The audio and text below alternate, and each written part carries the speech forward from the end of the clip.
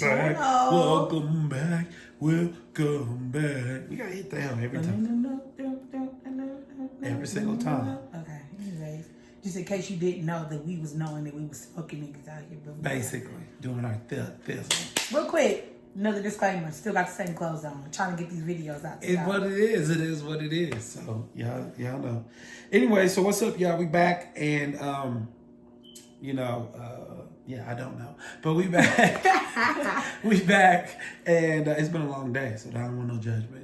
We back and we wanted to give y'all a video on somebody posted a comment and we thought we'd just go ahead and make this into a full video. Well, not really a full video, but we answered a question in full, which was, did we have any regrets about moving to Colorado? Obviously, we have all the videos about moving to Colorado, the Black experience of what we've experienced here, and just some other little things too. So somebody comment, did we actually have regrets? And we thought, we haven't actually made a video about that. So we did put together a small list of some regrets we had or have, either one, about actually moving to Colorado. So yeah, we want to go ahead and dive right in. Number one, we actually regret not full-time traveling before we settled in Colorado. So for longer, yeah. Yeah, because as y'all know, when y'all first followed us, we definitely were in RV, and we definitely should have full-time traveled, especially since I didn't know COVID was going to kick in with the ghetto. So real quick, if you want to help us full-time travel, you can donate to our GoFundMe. Yes. Where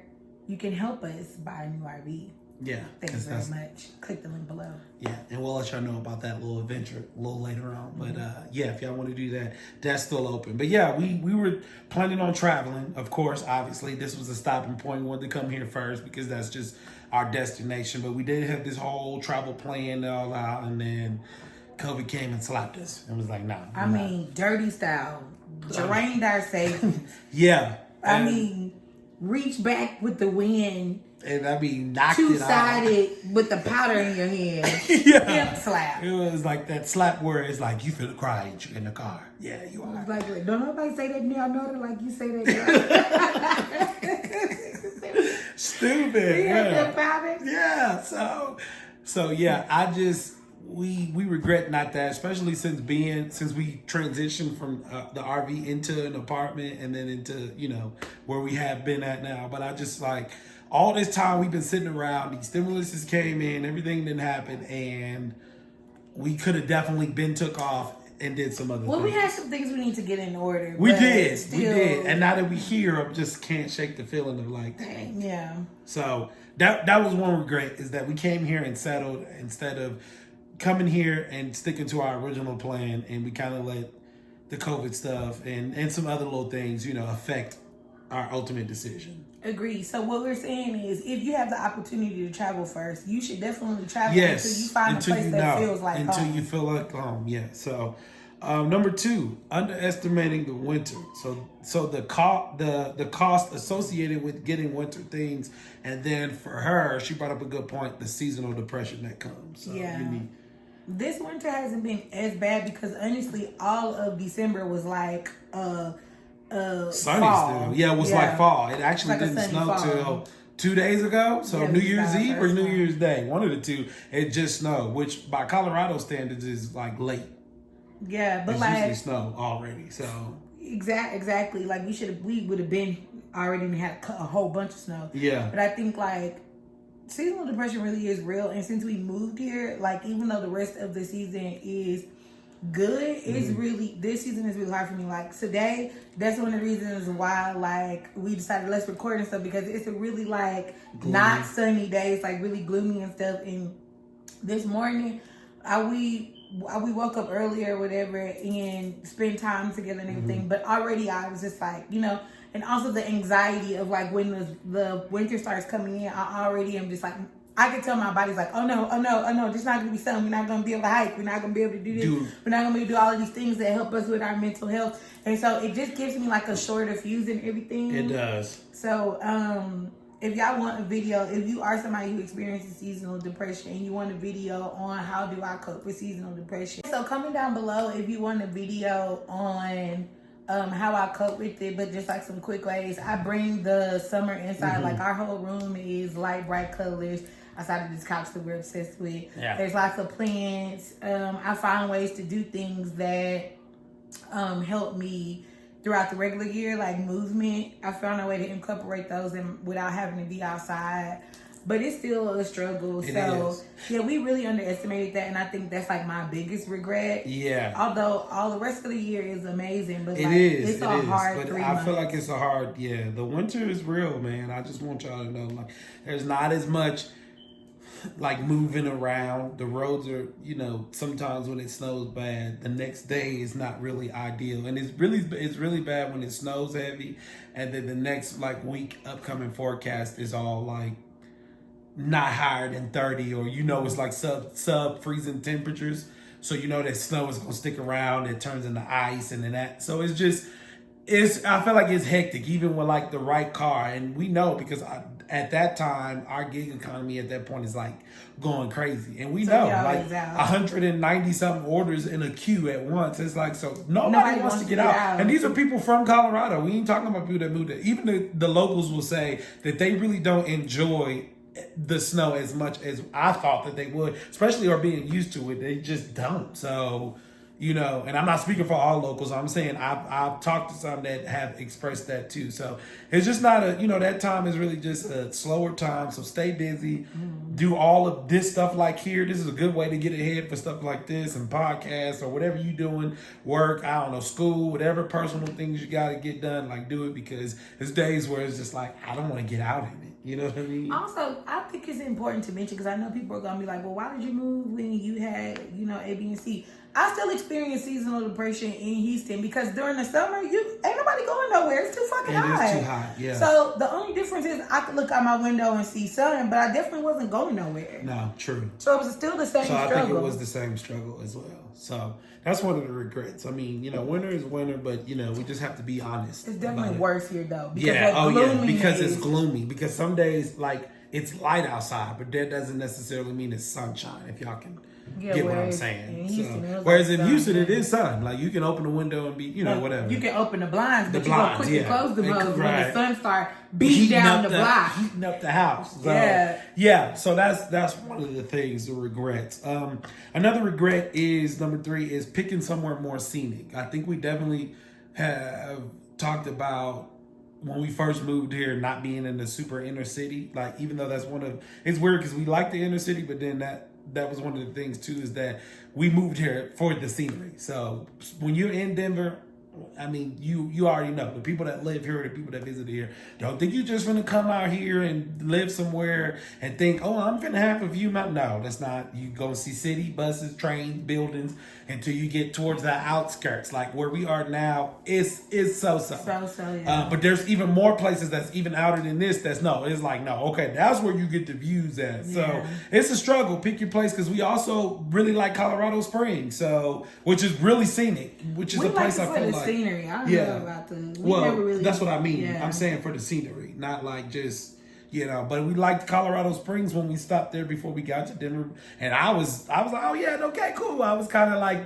mad because I'm thinking that this is what Denver's gonna look like, and then we moved here the first like couple weeks. I'm like, we actually can't see anything. Like we got to get on the freeway and then go out to see the outline. So I miss living tiny, but you remember living in the trailer and being like, we feel like we at home. Yeah, that's what I was mentioning. Like, as soon as we moved here, the first week we first moved to Denver, we said that we was like, dang, we feel like we at home. Like, we was like, for the first month, we was like, we should have just pull hook back up, gone back to the crib. But now we stuck it out. Then we moved out. Like I said, where we are now, it's 50-50. It's a lot better because we can get on the freeway where we are and see the mountains. So it's nice. It's nice that I can do that. But where we were in the rural, you can't see any damn thing. I mean, you better hop on the freeway and then drive a little bit. Then you can see. But there's even more places even more beautiful than this, like Boulder and like some parts of Broomfield. Like Boulder is really nice, but really, really nice. So yeah, we definitely thought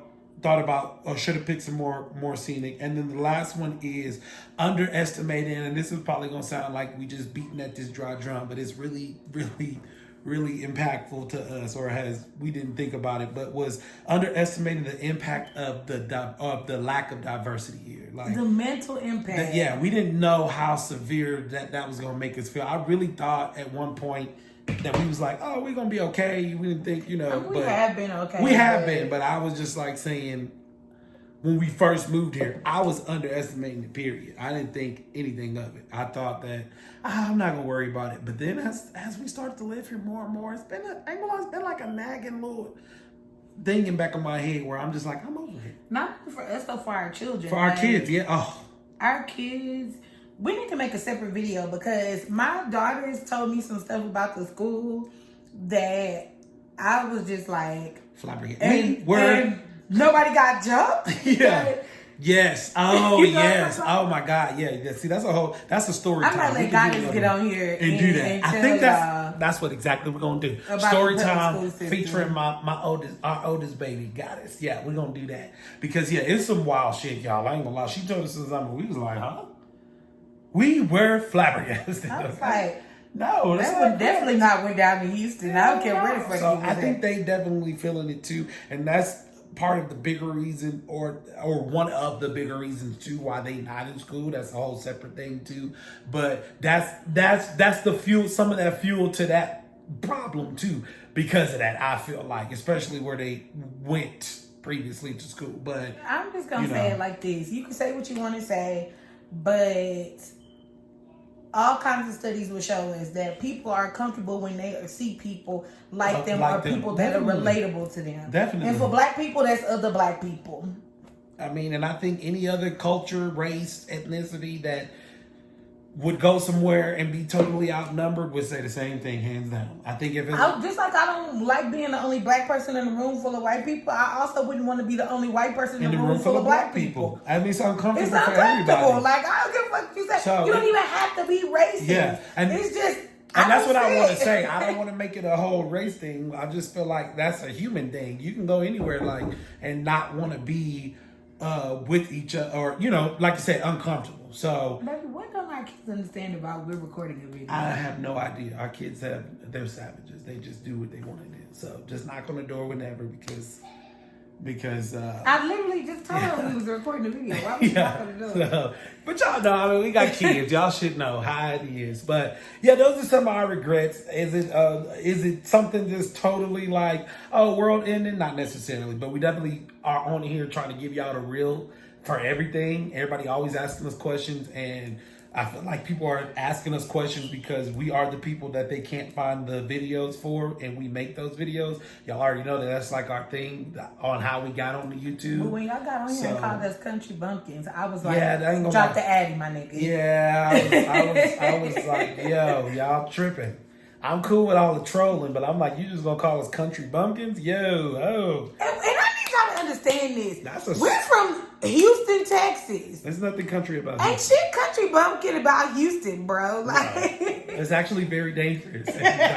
So, there's certain neighborhoods you probably shouldn't. So I didn't get it either. I really was just like, I didn't even respond because y'all know how it is. I didn't even respond because I was just like, this is just pure. Sometimes this was a part of that whole previous video that we watched a couple weeks ago that we did, and one of the things was like just letting it go because it's not for you. That's that. It's like, listen, it's ignorant. I didn't want to let it go. I didn't. But he deleted it before I got. Yeah, because I was just like, yo, respond. It's for what? For what? Obviously, you feel some type of way. Gonna let you get that out. For me, it's it like hit you because it was true. Then I have a friend. It's like miss me with the bullshit. My friend here is from DC. Now that was funny. She saw my comment. Then she go text me and was like, "Where was the comment?" Because I was ready to gas station. See, I was like, "That's why I could never live in DC." Yeah. You walk around here professional, but you really thugging. You're really a whole thug underneath that. Yeah.